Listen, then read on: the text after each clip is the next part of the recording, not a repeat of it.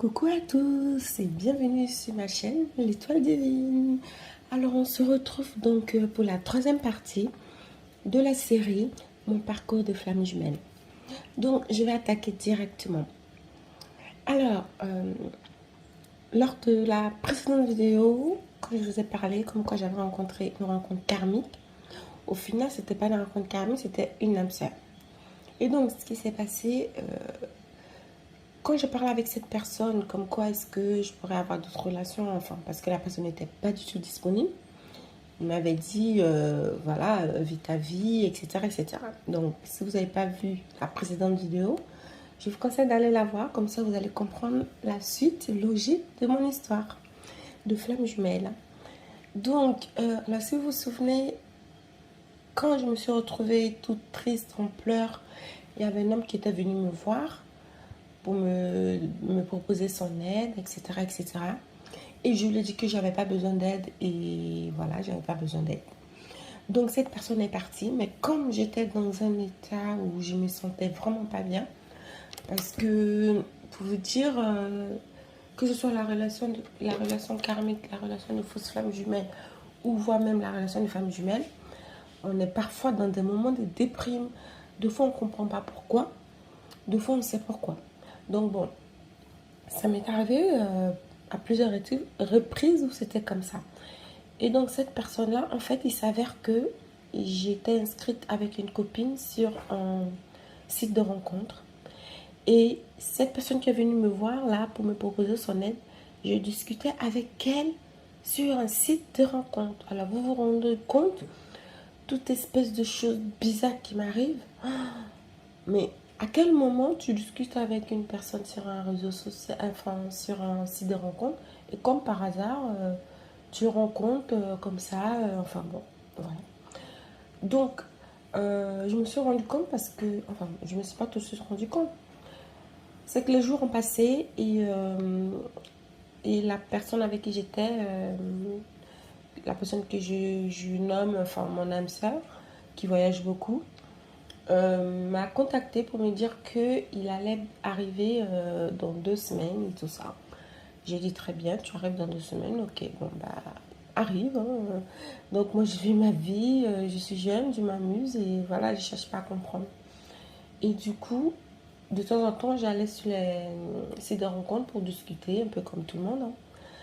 Donc j'ai commencé à parler avec lui. J'avais déjà parlé avec lui depuis un mois, je parlais avec cet homme-là. Et je continue à parler, à tout ça. Et après, je lui dis, c'est bizarre, j'ai l'impression que tu ressembles à une personne que j'ai rencontrée dans une soirée. Enfin, j'ai dit juste un truc comme ça, je voulais pas être précise. Que j'ai rencontré dans une soirée et tout, c'était trop bizarre, je me sentais vraiment pas bien. Et cette personne est venue vers moi pour me proposer son aide et tout ça. Et je dis non, je voulais pas d'aide, mais en tout cas, tu le ressembles vachement parce que sur la photo que je vois, on dirait. Mais...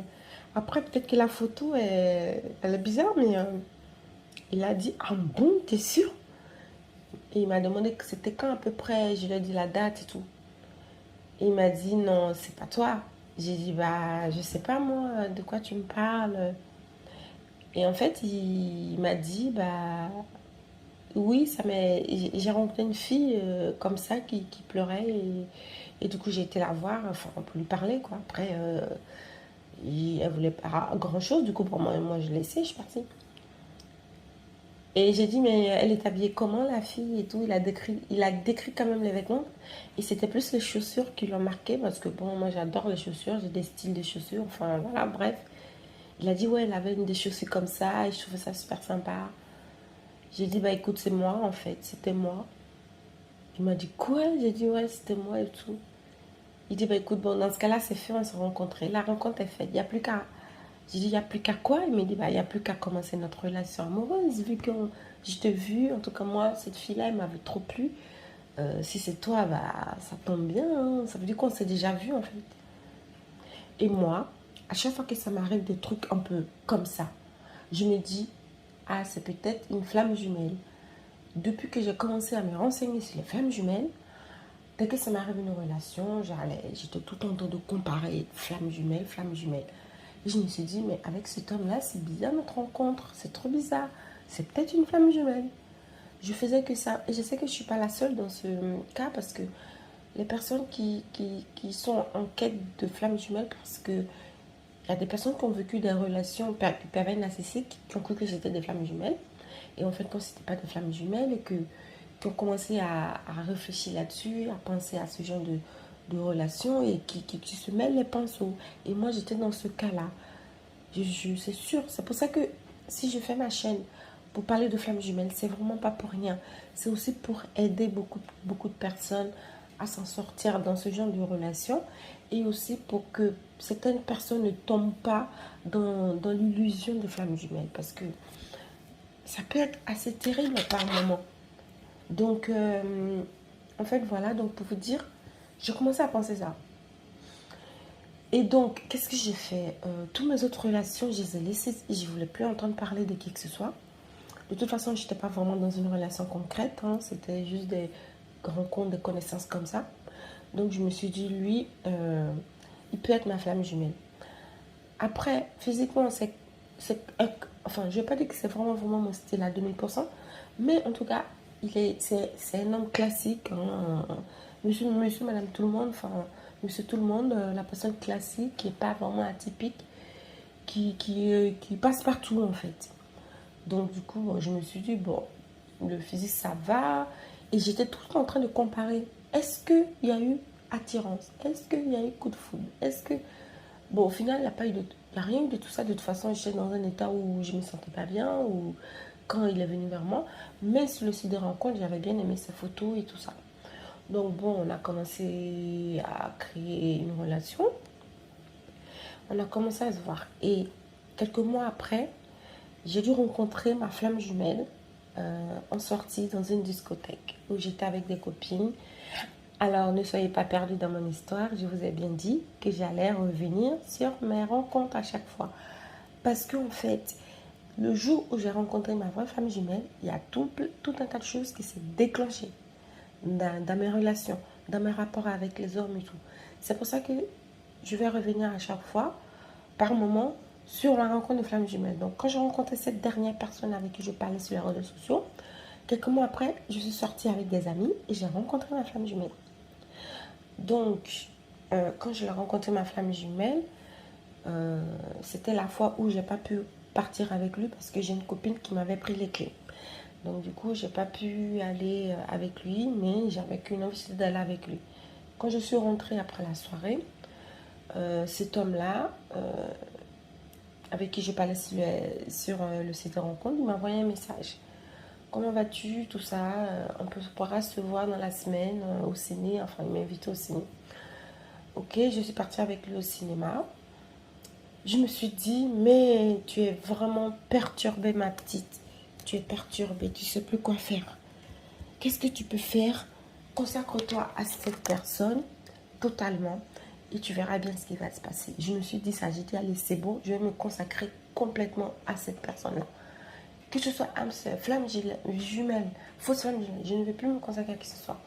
Donc du coup, je suis allée au cinéma avec cet homme-là qui était une vraie rencontre karmique. Le soir où on s'est retrouvés devant le cinéma, il s'est passé quelque chose, j'ai pas compris en moi. Un truc trop bizarre, j'ai pas compris. Il s'est passé un truc. Comme un éclair, je pense que c'était un genre de coup de foudre, mais bizarre. Du coup, je me suis attachée à la personne et on a vécu une belle relation. Cette personne-là, c'était trop bien. Une belle relation avec cette personne-là. Que j'aurais pu confondre avec la flamme jumelle. À l'heure d'aujourd'hui, je me dis non, c'était pas ma flamme jumelle. C'était pas ma flamme jumelle. Mais la relation, elle était parfaite. Et donc, pendant ce temps-là, c'est-à-dire ça faisait 6 mois que j'étais avec cette personne-là. Mes copines l'ont vu, tout le monde l'a vu et tout. Et l'âme sœur qui voyageait énormément est revenue vers moi pour prendre des nouvelles. Et du coup, il m'a dit, je pourrais être là dans 3-4 jours. Si tu veux, on pourra se voir. Ça me ferait plaisir et tout. On va au resto et tout. Je me suis dit, bon, ça sera qu'un petit resto, c'est pas grave, donc on va y aller. Je vais y aller quand même parce que j'aimais bien quand même la personne. Mais son travail fait qu'on peut pas être ensemble parce qu'il voyage beaucoup, il est jamais là. Du coup, je suis allée au restaurant avec lui. Qu'est-ce qui s'est passé au restaurant? J'ai eu un coup de foudre. Je vous jure, j'étais perdue. Je méritais des claques. C'était une période où je méritais des claques. Mais je ne comprenais pas pourquoi. Et donc, du coup, je suis allée au restaurant avec cette personne. Ça s'est bien passé. Et comme il habitait à 100 km de chez moi, de la ville où j'étais, il m'a rien dit. Je pensais qu'il allait rentrer ou il allait aller euh, à l'hôtel, dormir, tout ça. Il m'a dit, je rentre dormir chez toi. J'ai dit, non, tu ne peux pas rentrer dormir chez moi parce que moi, j'ai déjà quelqu'un, en fait. Mais je ne vis pas avec la personne, mais j'ai déjà quelqu'un. Il m'a dit, ah bon? J'ai dit, bah oui, la dernière fois, vu que... Enfin, tu m'as fait comprendre que je pouvais vivre ma vie. Enfin, bref. Là, je vous raconte l'histoire, mais... enfin, bref. Donc, du coup, il est quand même venu chez moi. Et il est resté 2 jours. Et le soir, la dernière soirée, bon, il s'est passé quelque chose entre nous. Et il m'a dit, mais moi, je ne vais jamais te lâcher. Je ne vois pas, je sais pas pourquoi tu t'es mis avec quelqu'un. Moi, je t'avais dit ça pour te tester, pour voir comment est-ce que tu as réagi quand je t'ai dit que tu vis ta vie, tout ça. Et toi, tu fais quoi? Tu te mets avec quelqu'un. J'ai dit, mais écoute, moi, je ne sais pas quoi penser, je n'en sais rien. Je me sens bien avec toi, tu me dis ça. Qu'est-ce que tu veux que j'en pense? Enfin, bref. Et cette personne-là m'a dit, ouais, tu m'as brisé le cœur. Enfin, il était malheureux. Et je me suis dit, mais qu'est-ce que je dois faire? Il faut que j'arrête. Enfin bref, pour vous dire, pour être plus clair, je n'ai pas arrêté l'autre relation. J'ai continué à voir la personne. Et on a fait une belle année de relation. Et cette âme sœur-là, la personne qui voyage beaucoup, était toujours là dans ma vie. Toujours là. Du coup, je me suis dit, non, ça se trouve, c'est lui, ma femme jumelle, au final. Parce qu'il y a une séparation. Il y a eu, je sais pas quoi, j'étais avec quelqu'un d'autre. J'ai commencé à comparer tous les processus de flamme jumelle. Et je me suis dit, bon, peut-être que c'est lui, en fait. Et en ce moment-là, j'ai re-rencontré ma femme jumelle dans la discothèque où il était avec sa compagne de l'époque. Que j'étais avec une copine et qu'on était toujours attirés, on n'a pas pu se voir. Donc cet extrait-là, vous le trouverez dans la série quand j'ai rencontré ma femme jumelle. Comme j'ai expliqué, je l'avais rencontré en discothèque, ma vraie femme jumelle, et vu qu'il est accompagné, et moi, enfin, c'était trop bizarre, on n'a pas pu se parler et tout. C'était compliqué.